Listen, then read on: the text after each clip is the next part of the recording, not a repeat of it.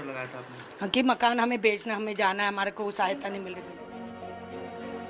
राधा यादव की बहन शांति कनौजिया जो बगल के ही घर में रहती हैं, उनका भी दावा है कि लड़कों ने उनके घर के सामने गाड़ी खड़ी कर दी, गालियां दी और विरोध करने पर गला दबा दिया। शांति कहती हैं पुलिस ने उल्टा उन्हें ही कटघरे में खड़ा कर दिया।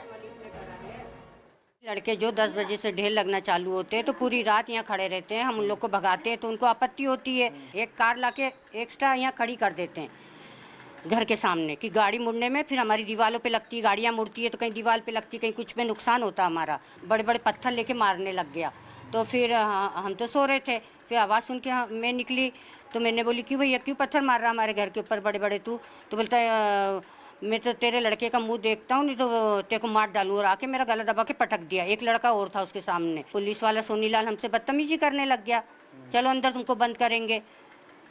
हमने लगा क्यों बंद करोगे? बोले तुम माँ बेटों ने मिलके मारा है। हमने लग जबरदस्ती मारा, पीठ हमारे साथ हुई और उसकी रिपोर्ट लिख रहे कि उसको मारा है हमने। सुबह पोस्टर लगा के चिपका दिए कि हम नहीं रहना चाहते यहाँ पे, हमारा एक लड़का है, हमारी सुनवाई नहीं हो रही, हम क्या करें?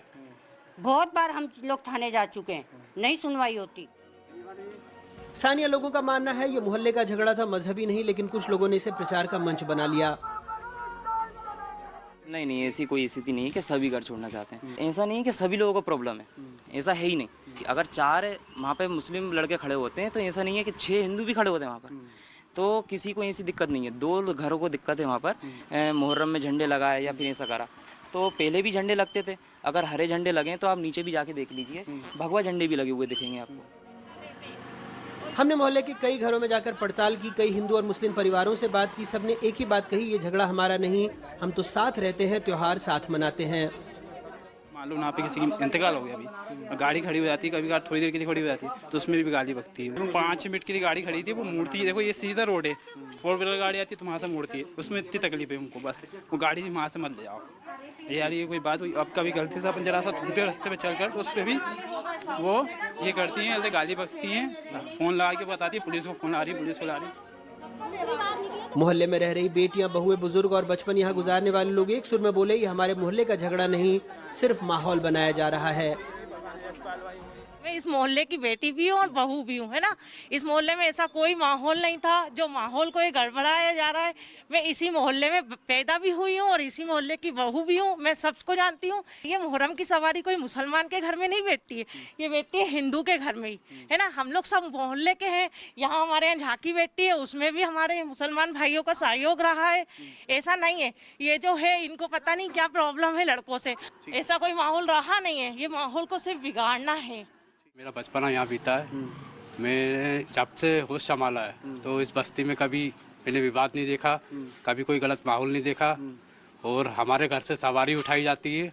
कौन सी सवारी? बाबा साहब की सवारी उठती है मुहर्रम की, जिससे मुहर्रम किया जाता है। नहीं, ये बनाया जा रहा, बन नहीं रही है, क्योंकि ये तो हमारा बचपना बीता। हम बता तो रहे हैं आपको, यहाँ गणेश जी भी बैठते हैं, यहाँ पे होली भी जलती है, सारे त्योहार यहाँ बनाए जाते हैं और हिंदू मुस्लिम सब एक साथ बनाए जाते हैं। कोई दिक्कत नहीं, किसी कोई परेशानी नहीं।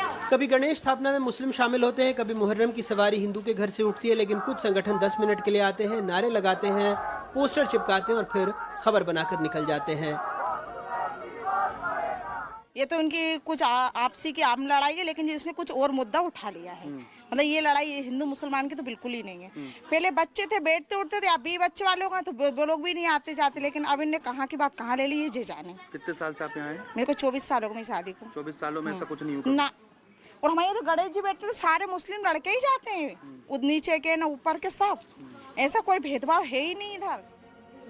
अब पुलिस ने कार्रवाई शुरू की है। शांति की शिकायत पर 2 युवकों के खिलाफ FIR दर्ज हुई है, लेकिन न तो गिरफ्तारी हुई है और न ही कोई पलायन की शिकायत पुलिस को मिली है। में सूचना प्राप्त हुई थी कि 2 समुदाय के बीच में लड़ाई झगड़े हुआ था, जिसमें मारपीट और गाली गलौज की सूचना थी, जिस पर से FIR पंजीबद्ध कर ली गई है। वैधानिक कार्रवाई की जा रही है। आरोपियों को गिरफ्तार क्या किया गया?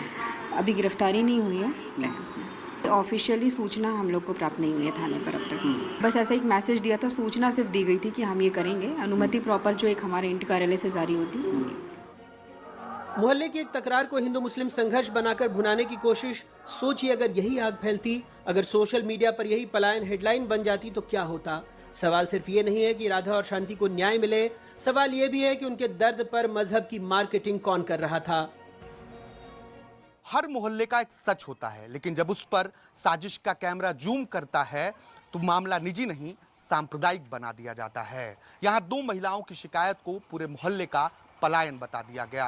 अगर समय रहते पुलिस ने कार्रवाई की होती तो आपदा को अवसर बनाने वालों को कोई जगह ही नहीं मिलती। अगर हर झगड़े को मजहबी रंग दे दिया जाएगा तो सिर्फ मोहल्ले नहीं टूटेंगे, पूरा मंजर ही बिखर जाएगा।